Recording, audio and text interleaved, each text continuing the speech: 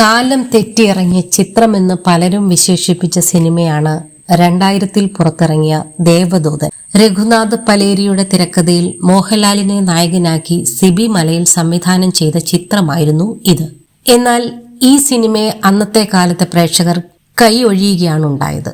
ദേവദൂതൻ സാങ്കേതിക വിദ്യയുടെ സഹായത്തോടെ 4K റീമാസ്റ്റേർഡ് വേർഷൻ തിയേറ്ററുകളിലെത്തിയിരുന്നു.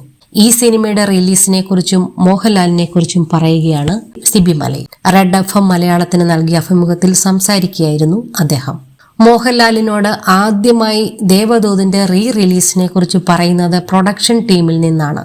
അപ്പോൾ തന്നെ ലാൽ എന്നെ വിളിച്ചിട്ട് ഇങ്ങനെ ഒന്ന് കേട്ടല്ലോ എന്ന് ചോദിച്ചു. ശരിയാണെന്ന് പറഞ്ഞതോടെ നടക്കട്ടെ എന്നായിരുന്നു ലാലിന്റെ മറുപടി.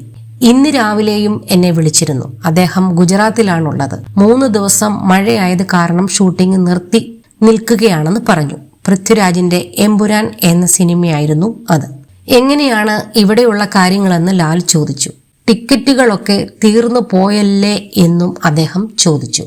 ഇങ്ങോട്ട് വന്നാൽ നമുക്ക് സിനിമ കാണാമെന്ന് പറഞ്ഞപ്പോൾ അവിടുന്ന് ഇങ്ങോട്ട് വരാൻ ബുദ്ധിമുട്ടുണ്ട് എന്ന് പറഞ്ഞു. മുമ്പ് ആദ്യമായി പടം റിലീസായ സമയത്തും ലാൽ ഇതുപോലെ എന്നെ വിളിച്ചിരുന്നു.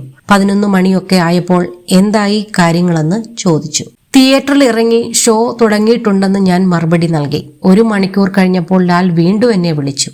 3 മണിയൊക്കെ ആയപ്പോൾ പിന്നെയും അദ്ദേഹത്തിന്റെ കോൾ വന്നു. പക്ഷേ ഞാൻ ആ കോൾ എടുത്തില്ല. കാരണം ആ സമയത്ത് എനിക്ക് പറയാൻ നല്ല വാർത്ത ഇല്ലാതെ ആയിപ്പോയിരുന്നു. അതേ ആൾ തന്നെയാണ് ഇന്നെന്നെ പ്രതീക്ഷയോടെ വിളിക്കുന്നത്, സിബി മലയിൽ പറഞ്ഞു.